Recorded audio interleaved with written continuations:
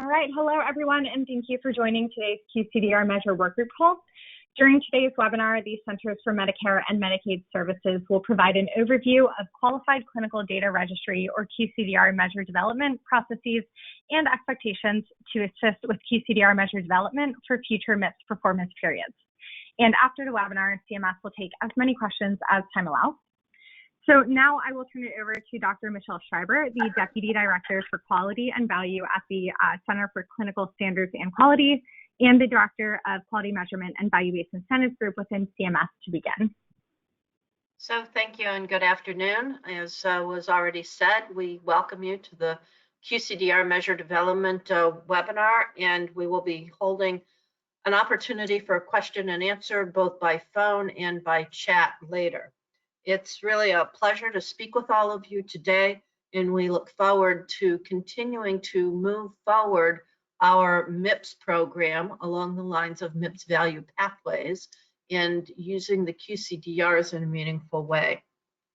Just to refresh everybody's memory, many of you have heard this before, but CMS has put forward their Quality Measurement Action Plan that includes several key components that are important to today's conversation. The first is continuing to move forward with alignment so that we deduplicate any measures and so that we bring into alignment all of the programs across CMS when it comes to quality measures. The second is an emphasis on digital measures, that our intent is to transform to fully digital measures. Our new target date is 2025. We recognize that that is a bit daunting and aspirational. Nonetheless, I think you can see that directionally we're fully committed to having digital measures because we think that this is important to be able to provide timely feedback, to be able to leverage advanced analytics, and to be able to truly connect in an interoperable way, make data transparent and meaningful. The third is to empower patients. We are committed to increasing our percentage of patient-reported outcomes, as well as patient-centered measures, such as, did this meet your goals of care? And finally, we are looking to use and leverage measures to promote equity. And so those themes that are part of our quality action plan are really what we will be looking for now and in the future for measurement development. With that, I welcome you again, and I turn this over to Dr. Dan Green, who is the Chief Medical Officer for the MIPS program. Thank you. Thank you, Dr. Schreiber. Very fortuitous and lucky that we have Dr. Schreiber to join us, at least for part of the call today. She wasn't busy enough when she was just the director of QuimVig, which is our group. She was blessed with the added responsibility of being being the deputy director of clinical standards and quality. So she's wearing at least two hats. So thank you again for being able to join us, at least for part of the call, Dr. Schreiber. So want to welcome everybody again, and hopefully you will find this helpful in as much as we can impart to you some of the criteria that we're looking for when we consider measures that are nominated, if you will, to be in our program.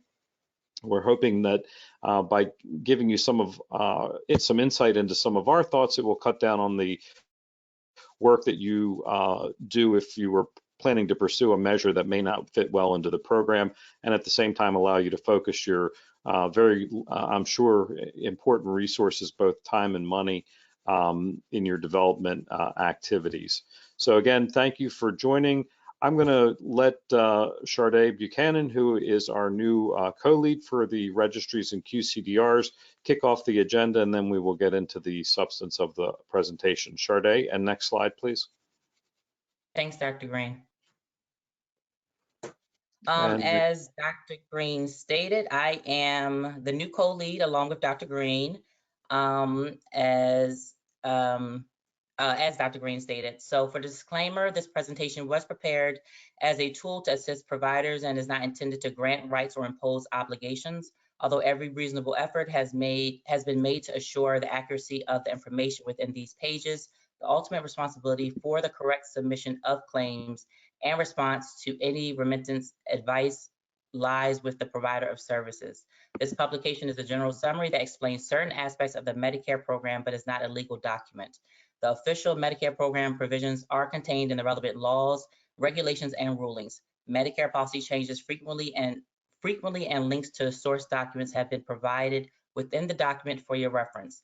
The Centers for Medicare and Medicaid employees, agents, and staff make no representation, warranty, or guarantee that this completion of Medicare information is error-free and will bear no responsibility or liability for the results or consequences of the use of this guide.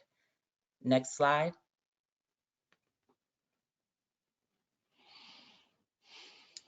So the purpose of today's webinar is to provide an overview of the qualified clinical data registry measure development process.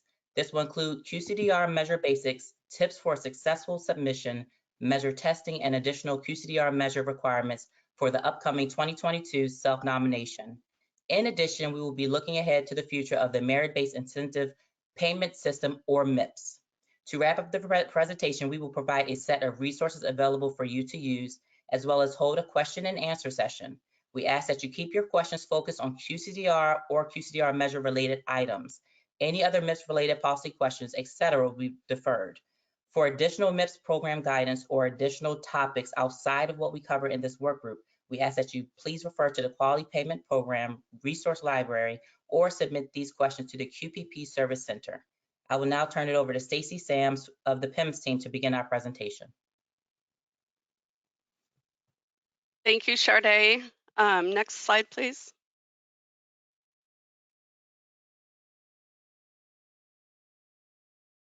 And next slide, please. Thank you. I'm going to provide just a brief overview of the QCDR measure timeline and some of the additional QCDR requirements and considerations for this process. Beginning the QCDR measure timeline begins with the development of the QCDR measures, and this is an ongoing process for the QCDRs during the time that you'll be doing and performing an environmental scan, establishing measure specifications, testing measures, etc. Near the beginning of every year, prior to the opening of self-nomination, CMS will offer the opportunity for QCDRs to schedule a measure preview call, and these calls can assist in this measure development phase. During these calls, CMS and the PIMS team were able to review your measure concepts and provide feedback for you that will hopefully assist in the finalization of the measure development and increase chances for the measure being approved for the program. Later in the presentation, we'll provide more detail on how to schedule that measure preview call. Also during this time, CMS will be publishing their annual vendor and QCDR measure requirements, as well as additional resources such as the QCDR handbook to their QPP resource library, and these can assist you also throughout the self-nomination process. The annual self-nomination process will open on July 1st and it closes on September 1st. And during this period, the QCDRs will be submitting their self-nomination along with the QCDR measures that they would like CMS to review and approve for use. Once CMS determines a QCDR's eligibility and whether they meet all the program requirements, their QCDR measures will then undergo review with CMS. All QCDR measures that are self-nominated are reviewed with the PIMS team and multiple levels of CMS leadership. Any measures that were rejected during the initial review will also go through an additional level of review with a panel of medical professionals with CMS. All measure decisions are then shared with each QCDR. For measures that were rejected, QCDRs are given the opportunity to submit edits or updates or to formally appeal the rejection by requesting a reconsideration call with CMS. Once all measure decisions are finalized, then CMS and the PIMS team begin the process of reconciling all of the approved measure specification files with each vendor. The approved QCDRs will review and acknowledge the measure specifications for their approved QCDR measures during this part of the process. CMS then publishes all approved measure specification files to their QPP resource library. And once that is completed, the QCDR is then required to also post their own specifications publicly. Next slide, please. Some additional QCDR requirements for you to consider. Measure specifications must be submitted in their entirety for each QCDR measure no later than the last day of the self-nomination period, which is September 1st. QCDR measures cannot be added after the close of the self-nomination. The QCDR measures that are self-nominated must be beyond the concept phase of development. The required testing and process validation should be completed to ensure that data can be properly collected, extracted, received, and that calculations can occur. If a QCDR measure is being used by a QCDR that does not own the measure, it is expected that the ability to abstract the data according to the measure owner's specifications is a condition of self-nominating that QCDR measure. And withdrawing of the QCDR measure during an active performance period is not acceptable. We also ask that the measure addresses performance variation. The performance data should show the measure is addressing a gap in care. All QCDR measures are required to be face valid for the 2022 self-nomination, and this policy will be discussed further on later slides. To avoid having duplicative concepts within the program, we ask that you address measures that are similar in topic and concept prior to self-nominating the measure. CMS strongly encourages QCDRs to perform a thorough environmental scan prior to developing your measure. When CMS does identify duplicative concepts during our measure review, those will be brought to your attention, and CMS will likely not approve measures that are duplicative or very similar to one another. We have found similarities in areas that might include clinical concept, a quality action, maybe a screening versus a screening and a follow-up of the same type of screening, patient population, clinical setting, clinician type. In addition, for those measures that have been previously approved in the program and have received CMS feedback surrounding a duplicative concept, we ask that you address that prior to self-nominating the measure again. Data collection is also required to be submitted with your self-nomination, and CMS encourages 12 months of collected data. And finally, after CMS has publicly posted the approved QCDR measure specifications to their QPP resource library, the QCDR has 15 business days to in turn publicly post their measure specifications to their website and provide CMS with the link of where those are posted. Next slide, please. The QCDR measure testing requirement was previously delayed by 1 year, and therefore, beginning with the 2022 self-nomination, this requirement will be implemented in an incremental manner. For the 2022 self-nomination, all QCDR measures must be face valid at a minimum. For the 2023 self-nomination, in future years, all QCDR measures must be face valid for the initial self-nomination it is approved for, and then fully tested for any subsequent self-nominations. Next slide, please.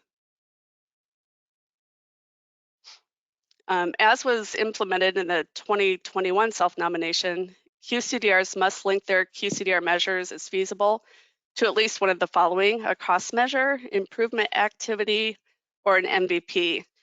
If there does not appear to be a direct link, CMS may still consider the exception if the QCDR is meeting all other requirements and considerations.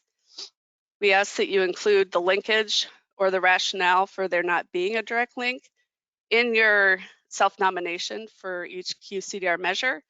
If there is no link identified, then please indicate that there were no cost measures, improvement activities, or MVPs applicable. Next slide, please. In order to ensure that QCDR measures are meaningful, QCDR measures should be meeting the case minimum and reporting volumes in order to be considered for subsequent performance periods. CMS will likely reject measures who fail to meet the benchmarking thresholds for 2 consecutive performance periods. If a QCDR in the circumstance feels that the low performing measure is still relevant and important to the specialist, a participation plan may be submitted for CMS's review. A participation plan is a detailed plan for methods or changes that the QCDR plans to implement to encourage an uptick in their measure adoption. Next slide, please. The participation plan should be submitted with the measure during self-nomination. It should consist of the detailed plan and any changes that will be made to help encourage clinicians to submit data on the measure. The plan may consist of an education or communication plan, possible changes to the measure to try and encourage broader participation, or even a requirement of reporting on that specific measure as a condition of reporting through the QCDR. We'd like you to note, however, that the submission of a participation plan does not guarantee the approval of a QCDR measure for the upcoming performance period. Next slide, please. QCDRs must ensure that they're able to collect all elements of the QCDR measure that they are supporting. This includes being able to feasibly implement the measure by January 1st of the performance period for which the measure is approved. QCDR measures are generally reviewed and approved annually for 1 performance period at a time. However, CMS may allow approval of a measure for 2 years if a measure is meeting all QCDR requirements and considerations. 2-year approvals will still be reviewed annually, and the 2nd year can still be revoked for the following reasons. If the measure is showing it to be topped out, if the measure is duplicative of a more robust measure that has been self-nominated, if it reflects an outdated clinical guideline, or if the measure is owned by a QCDR who is no longer in good standing. I'd like to thank you, and I'm now going to turn it over to Jocelyn Meyer with the PIMS team to review additional QCDR measure basics and measure development. Next slide, please. Thank you, Stacy. Thanks, Stacy. Okay, so to get things kicked off, we wanted to go over the QCDR measure basics and measure development. And next slide again, should be on slide 14. So wanted to cover the basics and initial criteria we look for when we evaluate the self-nominated QCDR measures. So first off, we want to make sure that the measures has a meaningful quality action, that the focus is the quality action being captured in that quality measure, and the quality action details a clinical activity expected for that patient population.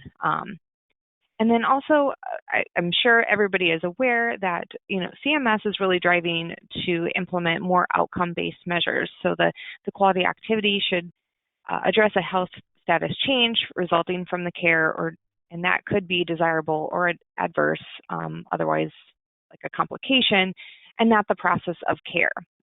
Again, as Stacy was mentioning, the requirements to resolve those areas of duplication, meaning we don't want similar measures submitted by multiple QCDRs. And lastly, the measure performance of a quality action should have a known variation and gap in performance. You may quantify the gap based on QCDR performance data, or provide recent literature, the most recent or within the past 5 years, to support that gap. Next slide. All right. We also request that all measures be evidence-based and include the clinical guidelines or recommendations to support the measure when self-nominated. The measure should be clinically intuitive and have high face validity, which we'll discuss a little bit more in detail later on in the presentation. Last year, we did start requiring that the QCDR measures link to improvement activities. And really, this is going to help us transition and develop those MVPs in future years. Next slide. Okay, each year, We receive hundreds of QCR measures and review candidate measures where we provide consistent feedback. And year over year, it's, you should combine these measures, add a quality action, revise, that type of thing. So we wanted to take a minute to walk through these typical detours to consider when developing QCR measures so that your measure has a better opportunity to be approved as a QCR measure. The first scenario is a QCR may submit that only captures an assessment or a survey was completed. So that's probably the top or most common scenario we see, and we'll not move those forward and request that you either combine into a single measure that emphasizes a robust quality action. And year over year, we do receive the feedback, well, we want to make sure the assessment's actually being done. We see that folks aren't doing that. So if you do really want to provide that meaningful feedback to clinicians, you can create the measure and mimic the MIPS measure 226, and that really looks at, the first rate is looking at, who received the assessment. The second rate is of those that were screened positive, who received that tobacco cessation, and then lastly, that rolled up all in one, assessed and provide the cessation. So if that is something you feel is meaningful to clinicians, that is an opportunity to provide that data back to them. But again, we would ask that those measures be combined or a quality action be implemented or included in that measure. The next, as I mentioned, is we are looking for patient-reported outcomes as well as intermediate outcomes. And then, if there is an opportunity to transition a process measure over to an outcome measure, we definitely would encourage that. Next slide. Okay. This next one is we don't want to see measures that are measures into multiple different measures, but encourage QCRs to explore opportunities to combine into either a composite or something that provides a broader picture of quality. For example, a great what type of measure we're looking for is a MIPS measure, measure 441, and that's looking at the IVD optimal care. And this takes a more comprehensive approach to managing care for patients with IVD by assessing the blood pressure is controlled, that they are not using tobacco, they're taking an aspirin or antiplatelet and a statin unless contraindicated. And what we don't want to see is those four components being submitted as separate QCR measures. So that is one way to create a more comprehensive composite. Next, we don't want to see submissions that are duplicative or one-offs to existing MIPS quality measures or QCR measures. We encourage all QCRs to collaborate with either fellow QCRs or MIPS measure stewards to be inclusive of the appropriate clinical settings, procedures, and patient populations. So for example, a measure that doesn't contain an inpatient setting, but you feel it applies, we would request that you would reach out to that measure steward or owner to explore opportunities to expand that denominator instead of submitting a separate QCR measure. And then lastly on this slide is submitting a measure that is a never event. I know Dr. Green's always mentioned, a fire in the surgical area. While it would be we don't want this to happen, it would be so infrequent that you wouldn't really be able to tell a good performer versus a bad performer. So really when you're looking at complication rate measures, developers should ensure that they're trying to close a gap in a given complication or event. There are measures, these are important measures, but again, we have to consider in the method, we have to score the clinicians and groups.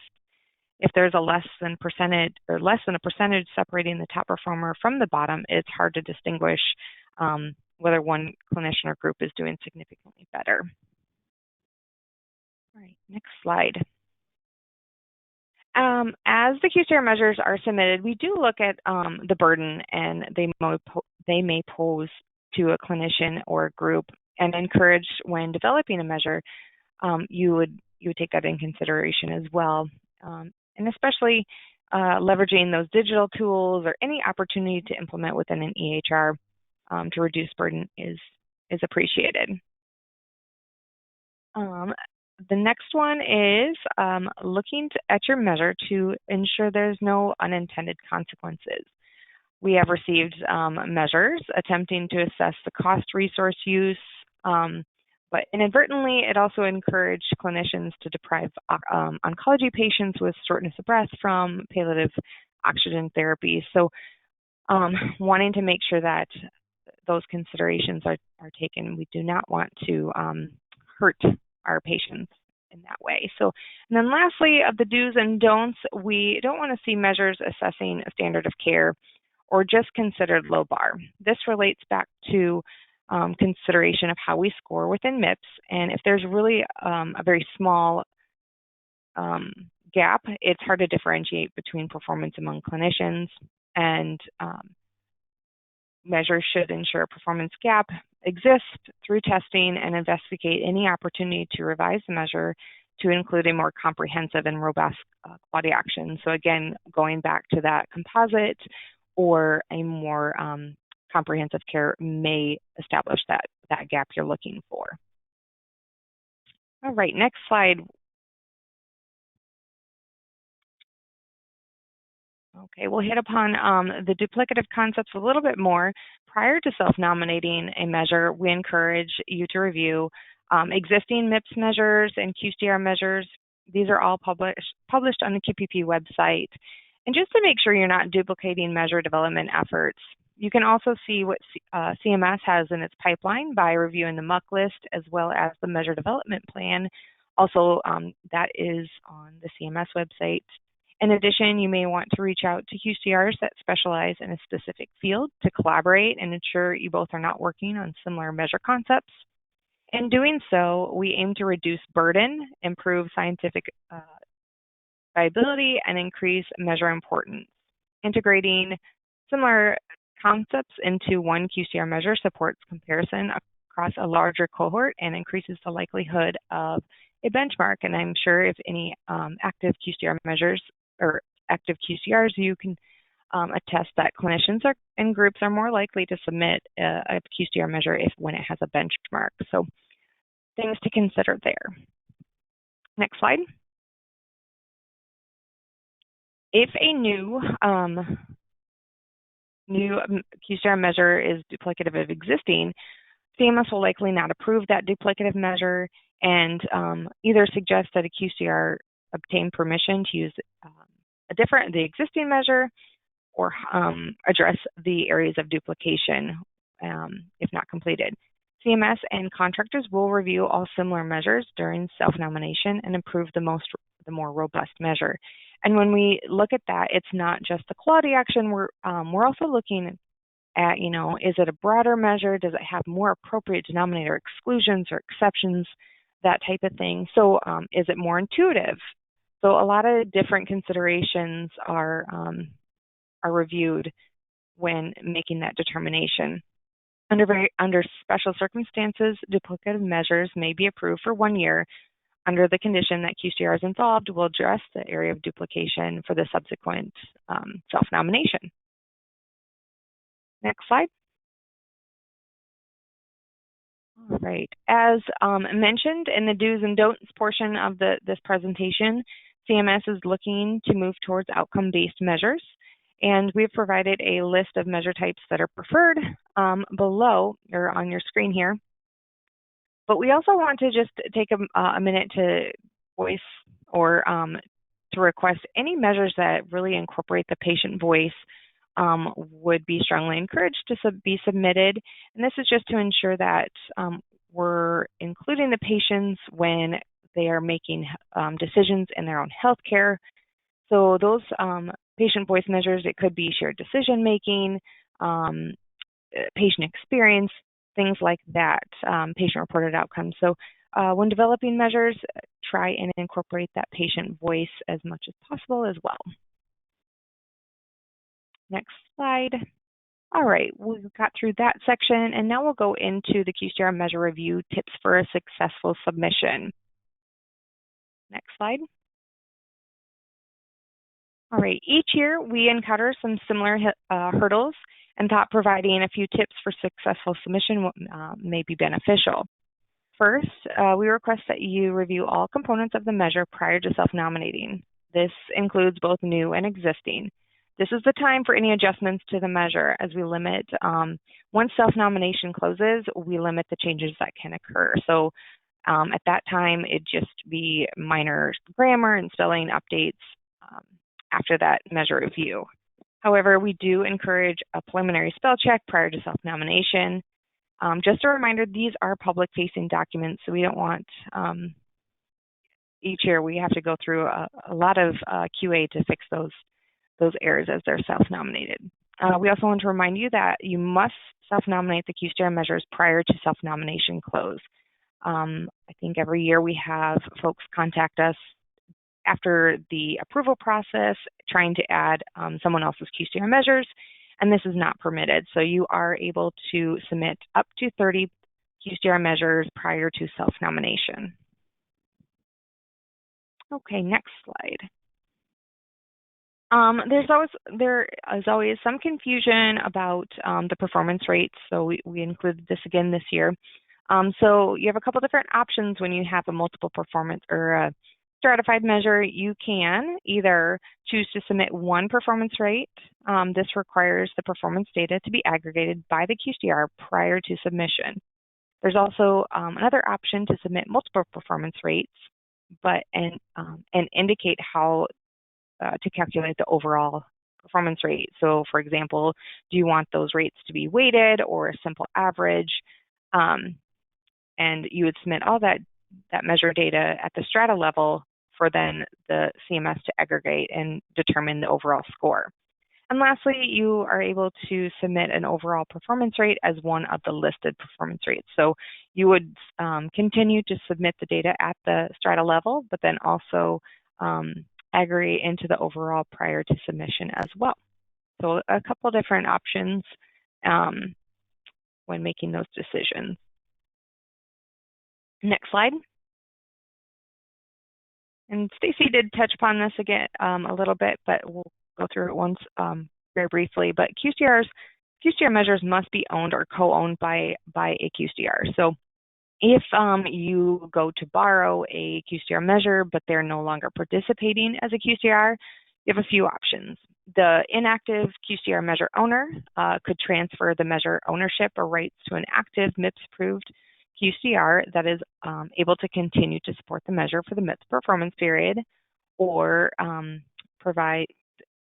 receiving QCDR must provide medical and measure expertise to be able to amend or manage the measure as needed, and receiving QCDR could permit other QCDRs to use the measure as well.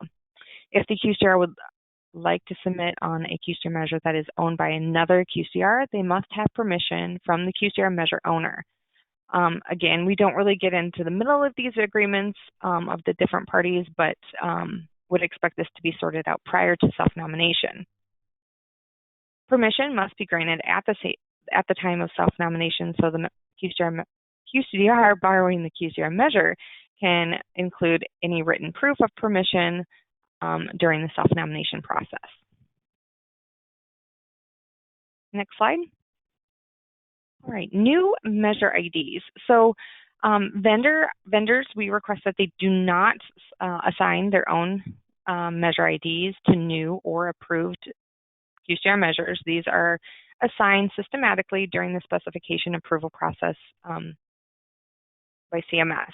Assigning a new measure ID will also update the first performance year, as it is considered a new measure at that point, as it cannot be benchmarked against the previous measure ID.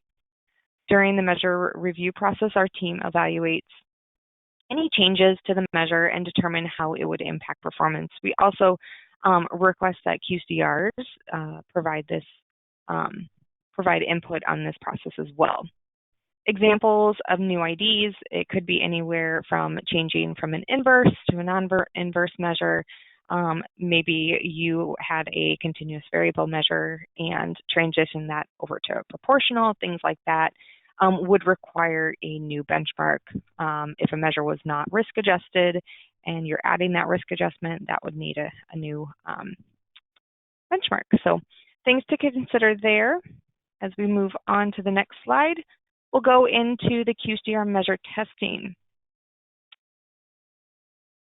So we feel that testing plays an important role in the performance measurement. It enables developers to assess strengths and weaknesses of the measure, assesses the reliability, validity, feasibility, usability, and scientific acceptability of a QCDR measure to ensure they're meaningful.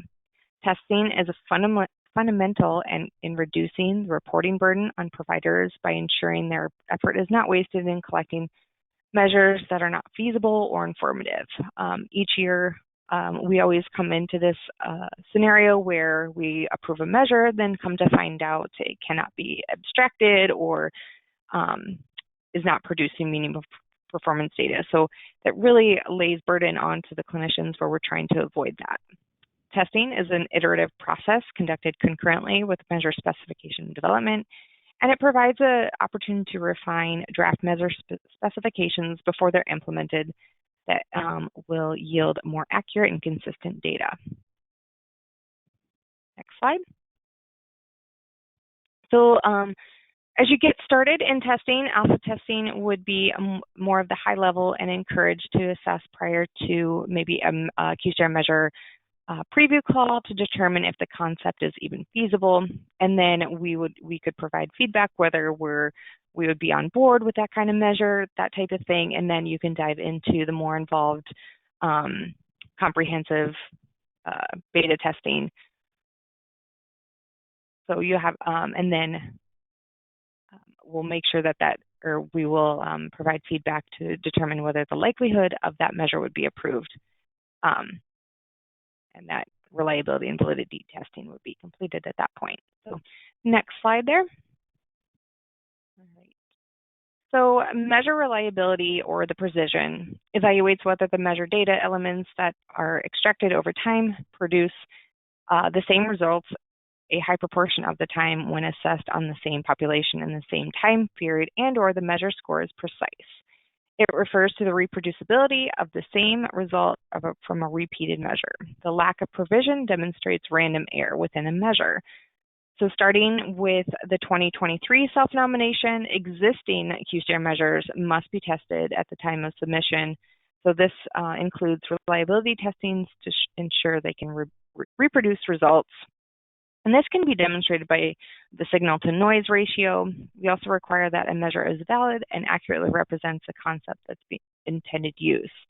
Again, if there's great resources out there, we would encourage QCDRs to review the CMS blueprint for additional guidance on testing, and have included a link to the most recent publication of this resource at the end of this slide deck.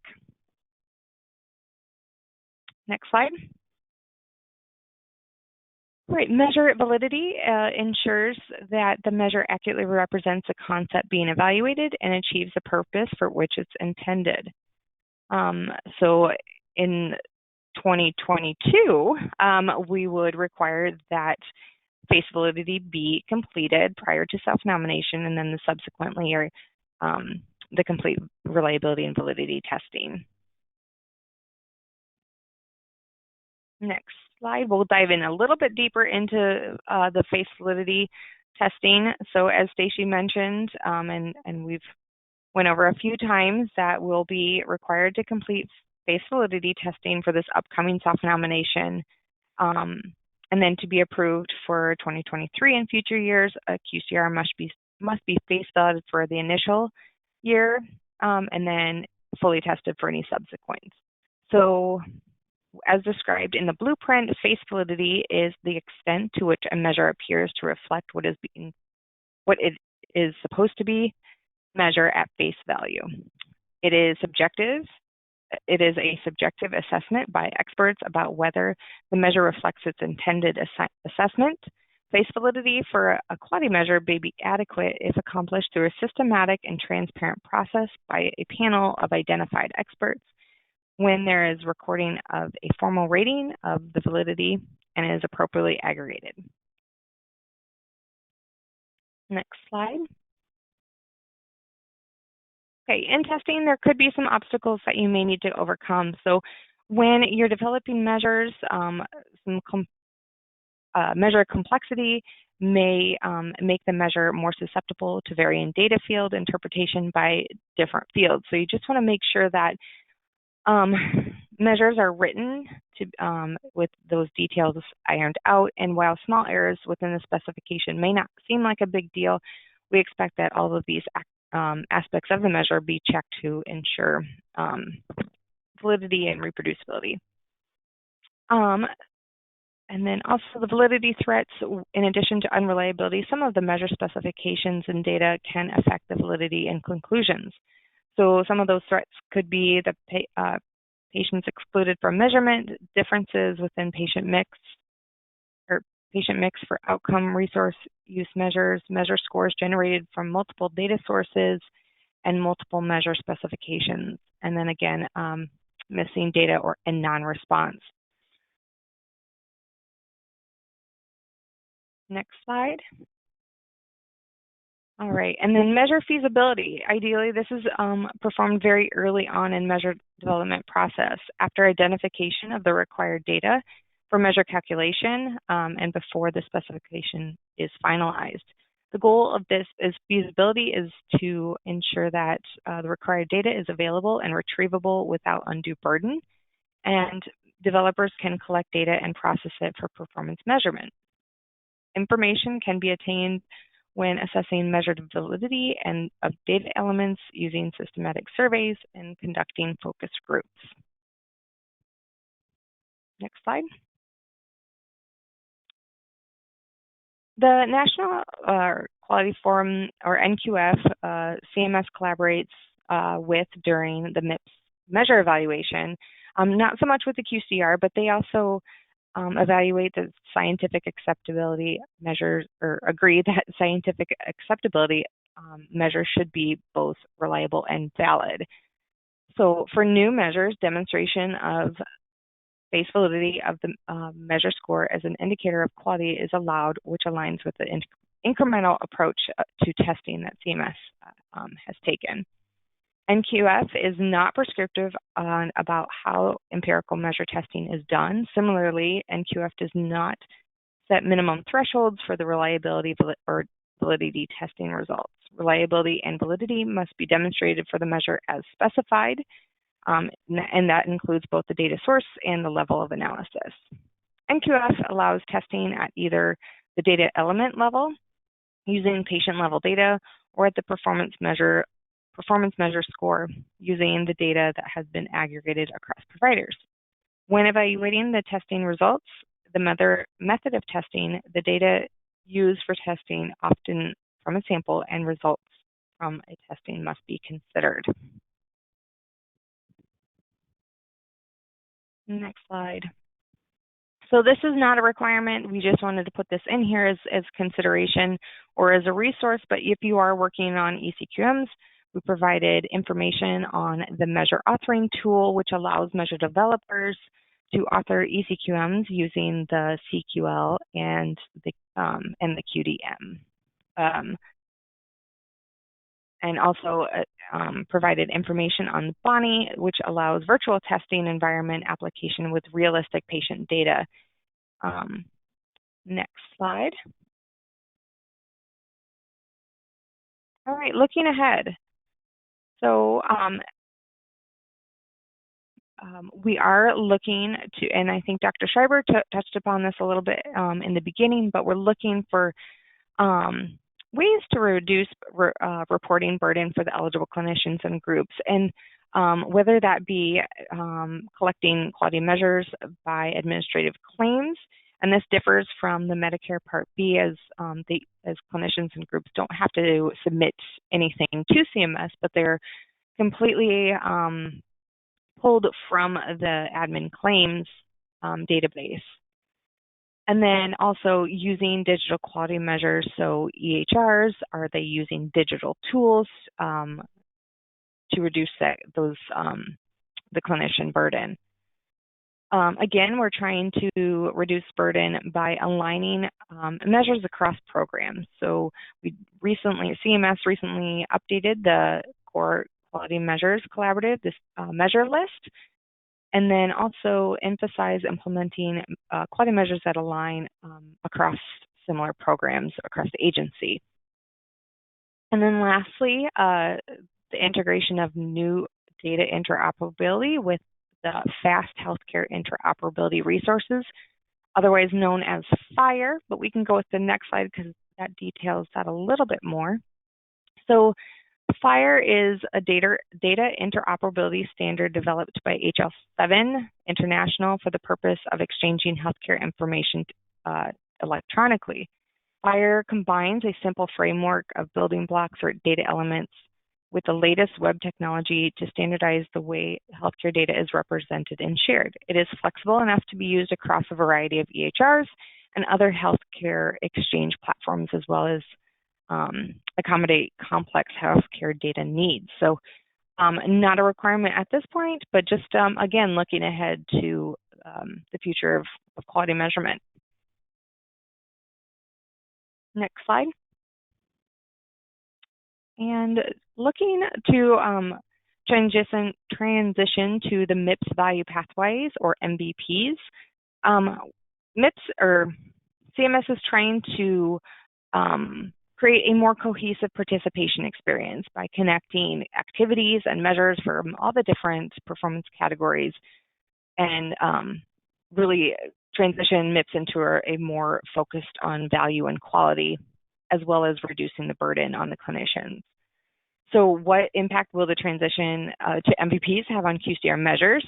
So QCDR measures will be reviewed as a component of a comprehensive package. So does the QCDR have potential to create a future MVP topic, or does it complement an existing improvement activity or cost measure? So that is why we're asking for QCDRs to include that rationale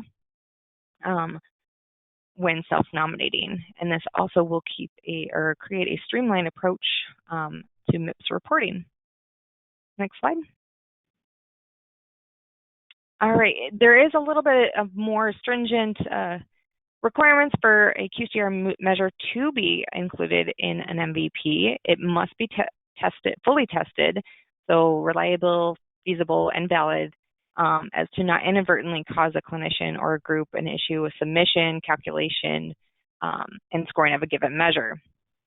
The QCDR must self-nominate as a QCDR within the 60-day self-nomination period that begins July 1st of the calendar year prior. It couldn't be the year of. Only QCDR measures that were approved in the previous year may be considered for inclusion within a candidate MVP, and this just allows that QCDR measure information to be included within the NPRM or proposed rule. And newly finalized 2021 QCDR measures included in MVPs, again, will be finalized through the notice and comment rulemaking. They would be eligible for that 2-year QCDR measure approval process. And that is looking ahead to how we are trying to transform MIPS.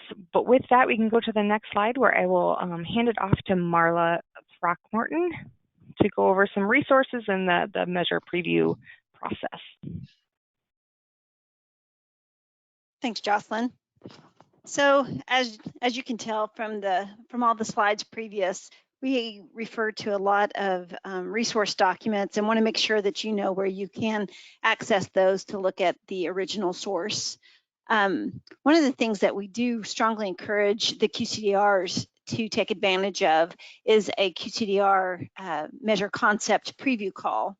And what we have you do is request the call by emailing QCDR vendor support at gdit.com. We will be having these preview calls from February 22nd through June 4th. Last day to request a call is May 21st.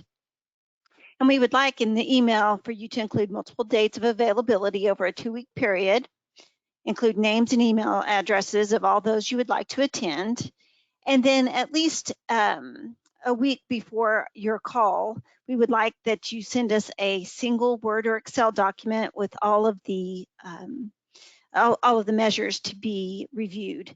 That enables the PIMS team to do a quick environmental scan. We look at whether or not the measure meets clinical guidelines. We do an initial review just so that we can really be prepared and make it a meaningful time that you get to spend with CMS and the PIMS team discussing your measure concepts. Because we do have limited time, we will prioritize the calls to those that have not had a call prior. In other words, most people won't be able to have multiple calls based on time and availability.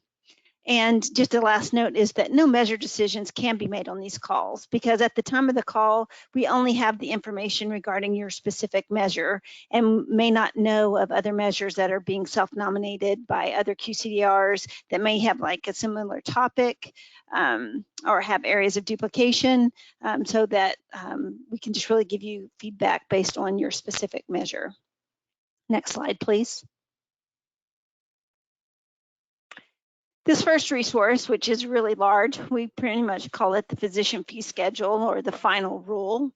This is where you can actually look, and if you look up the third party intermediary section or use search term QCDR, you can go through and find specific rule language on what is required for QCDRs.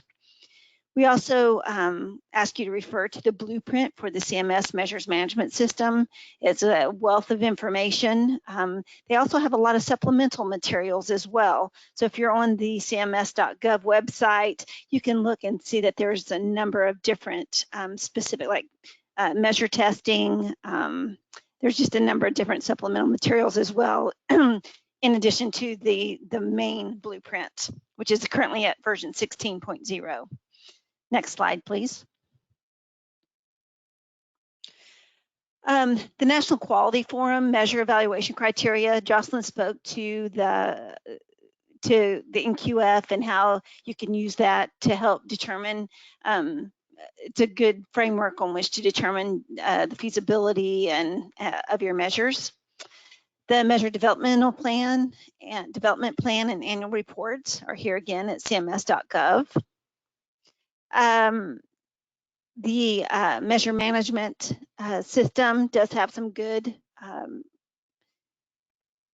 resources as well to be able to access information about QCDRs. And then the 2021 QCDR measure specification file is publicly posted on this QPP website. And what it gives you is a list of all QCDR measures that were approved for 2021. Next slide, please. And then regarding the electronic clinical quality improvement page, this is the about the electronic clinical quality measures. Great resource. There's a lot of videos, how to, education, everything that you would like to find is available here. It's a great website. Next slide, please. I'll now turn it over to the question and answer session. Great, thank you. Okay, to ask a question, you can do so by submitting it over chat for the team to read out loud and your question to be answered by the team on the line here. Or if you'd like to ask a question over the phone line, you can do so by toggling the green hand icon on your go-to menu, and we can go ahead and unmute your line. So we'll give it a few minutes for questions to come in. Again, the phone lines are open. We're happy to unmute your line. Just go ahead and raise your hand and we can go ahead and call on you. All right, first question asks, once a measure is accepted with full testing, how long is that testing applicable for?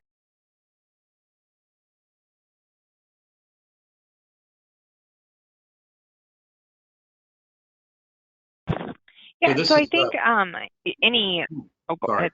Go ahead. Hi, this is Dan Green. So if you have, full testing and the measure's good, we would not necessarily require testing, at least unless something changed dramatically with the measure or the clinical guidelines. So if the measure is fully vetted, it's not topped out, there's no similar measure in the program. Again, the testing is done. We would not expect, again, that it would need to undergo retesting any sooner. And again, I'm speaking off the cuff here, so give me a little bit of latitude, but we would not expect it to be retested any sooner, I would think, than 3 years, which would be a normal NQF type recertification or review.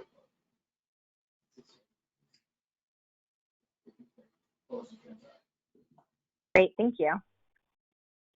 Okay, your next question asks, for the performance data, is there a template for how the data should be shared, including mean with decile, quartile ranges, et cetera?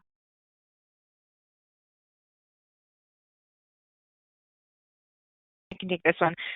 So we would prefer that, you include the average performance rate, the number of clinicians, median, or clinicians and groups submitting the measure, the median if available. And I think that's all I can think of off the top of my head. But again, that's just a cell, or we have that within the, to be placed in the QCDR measure submission template in that column. So. Okay, great. Okay, we have a few questions on the phone line. Karen Korth, we'll go ahead and unmute your line. If you'd like to unmute as well, you may go ahead. Karen Korth, you may go ahead. So I am just clarifying that the 2021 QCDR measure specification file link that you have opens up and downloads a 2020 QCDR measure specifications Excel file. Are those the 2021 QCDR measure specifications? We'll make sure that is accurate in there, but it should be the 2021 QCDR measure specifications, and we can get that link posted. Thank you. All right, great. And we have one more question on the phone line from Angela Reese. So Angela Reese, you may go ahead and ask your question. Yeah, so just trying to find out if the slides are going to be available with the website at a later time.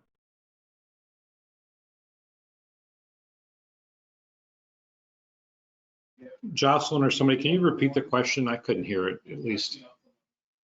I couldn't either. You just need the slides. Is that what you're asking? We will. Yep, the question was if the slides will be posted at a later time. I believe so, yep. And yes, just to clarify, we will post a link to the QPP webinar library through the chat box, and following this event in the next 1 to 2 weeks, the slide deck, transcript, and recording will be available on that site. Okay, next question asks, will there be any specific requirements related to testing at the data element or patient level, or the performance score group level, or both, and will that decision be at the discretion of the submitter?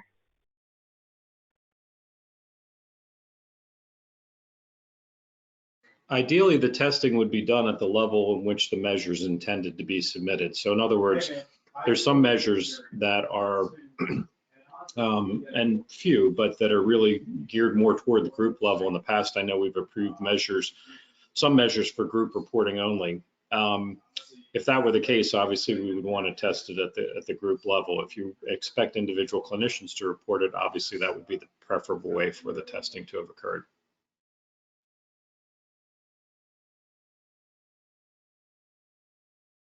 Okay, great, thank you. All right, as a reminder, phone lines are open. If you'd like to ask a question verbally over the phone line, you may do so by raising the green hand icon on your GoToMenu. Otherwise, at the beginning of the call, you mentioned a target date for full digitalization of quality measures. Can you confirm what that date was?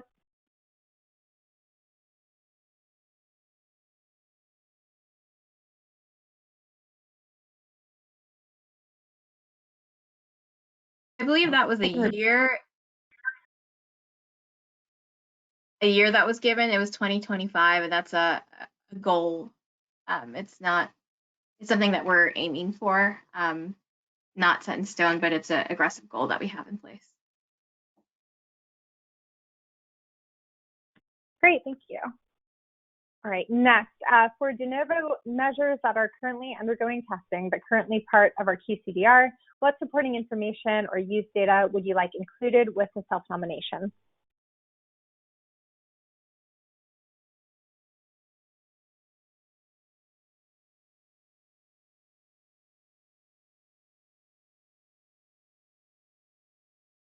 Trying I to can go can you ahead and repeat repeat. that question for the existing. Yeah, for the existing measures. That's we would need the measure testing and the face validity testing, any data collected for that measure.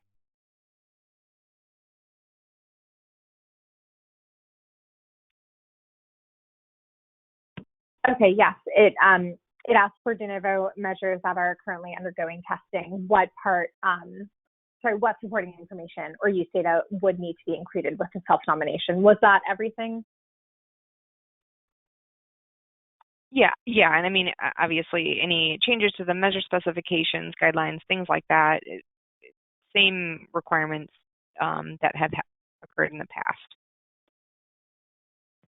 Great, thank you.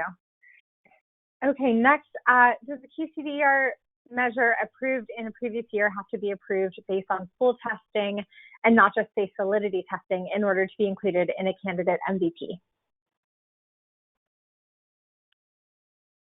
Correct. In order to be included in a candidate MVP, it would need to be self-nominated in the prior year and complete the full testing.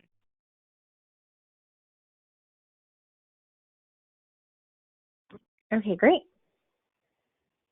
Okay, next, how much feasibility testing do you want or prefer to have included with the face validity testing? I know it's mentioned that CMS wanted measure developers to have evidence that the measure was feasible before reviewing concepts with CMS staff or contractors.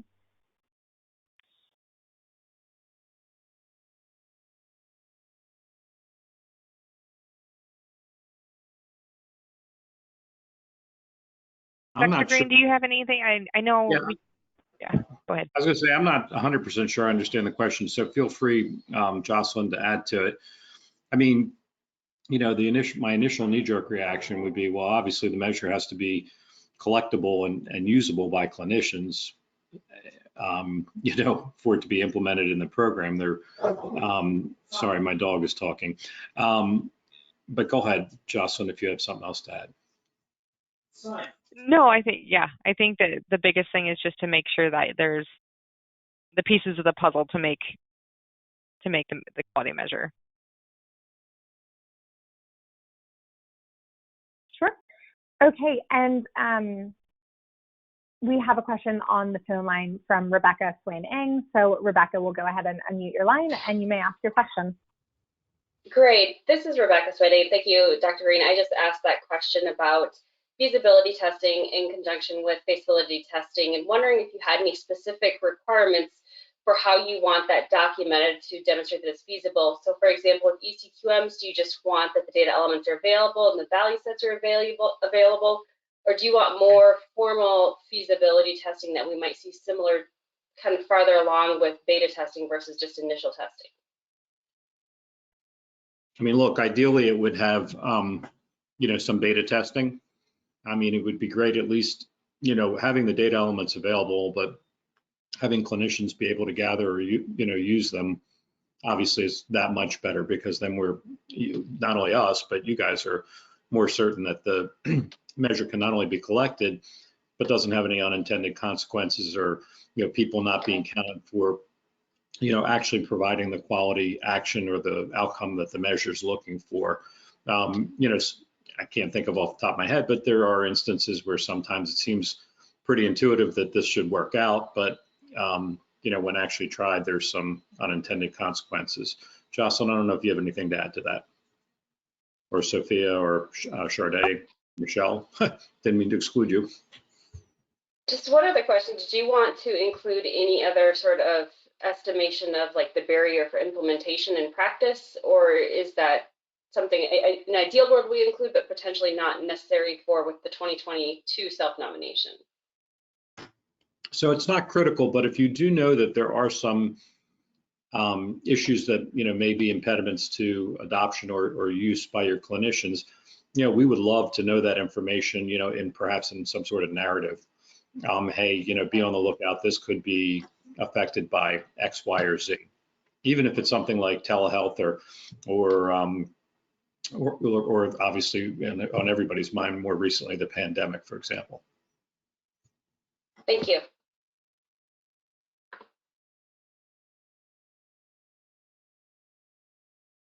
Okay.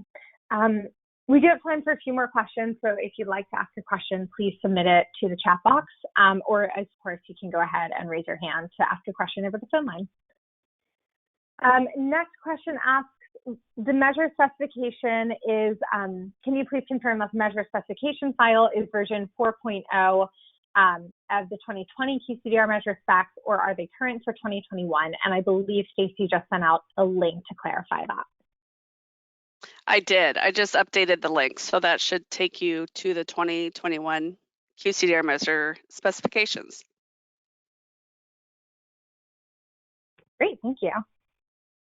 All right, and next, again, to clarify, may a quality measure that has been fully tested but is just being submitted for approval under self-nomination for the first time in 2022 be included in a 2022 MVP candidate?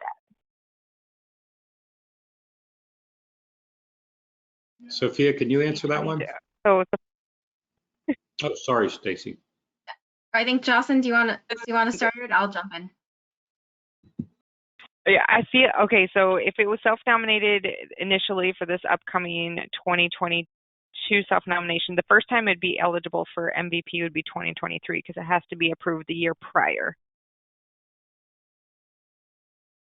Yeah, I think a lot of the dependencies of what the timing, we wouldn't want to include measures in the MVP without that certainty of it being fully tested, of it going through the appropriate channels of measure approval through the self-nomination process. And then on top of that, we go through our annual rulemaking cycle, and all aspects of an MVP, including QCDR measures, if QCDR measures are included in the MVP, must go through notice and comment rulemaking. So it's very important to us that the measure itself meets all the requirements before it's included in an MVP. Certainly, if issues come up with the measure, we don't want that to happen in the midst of implementation of a given MVP. And we don't want to be in a place where we're proposing an MVP with measures that we are fully confident on. And we would like to be, fully assured of the measures that are included, because of course with MVPs you are relying on a subset of measures and there being more focused choice within MVPs. So the dependency of that the measures need to be reliable and implementable is very much needed as we move to MVPs. So we don't want there to be any uncertainty as we move that way. So to Jocelyn's point, our strong preference is that you've gone through the vetted process of self-nomination, you have approved fully tested measure, and then you've proposed that fully tested approved measure as a part of your MVP candidate when you submit an MVP for our consideration.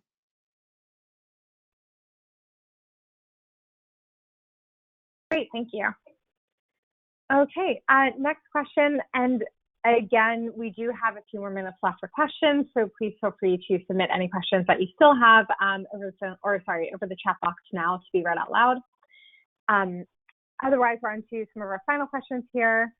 Will there be a separate template to share full measure testing information when submitting our measures to CMS, or will that be included as additional columns in the QCDR measures submission document?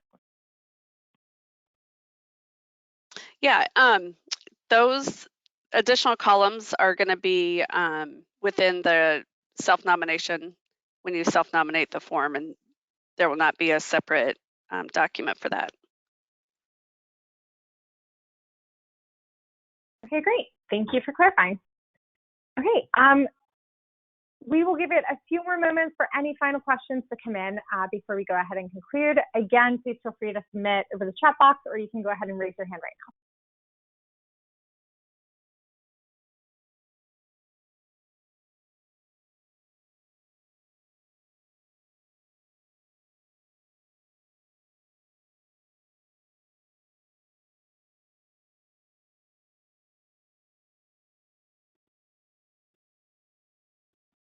Okay, well, it looks like that's all the questions that we had for today. So Dr. Green and the CMS team, we will turn it back to you to conclude. Sounds great. So I want to thank everybody for your time and attendance today. We really appreciate it. We hope that you found this helpful. We look forward to working with you. As you know, we do have the availability of preview calls if you think that would be helpful in your that we can offer suggestions. We don't approve or reject measures during that time, as was stated, but you know, we can give you feedback if you think, again, it would be helpful. Please just reach out to the QCDR vendor support. And then we will look forward to your self-nomination later this year and to review the measures. So in the meantime, if you have questions that come up after the call, again, please feel free to reach out to us. Thank you. Stay warm, stay safe, and good luck for those about to get hit with the next round of snow. Thank you.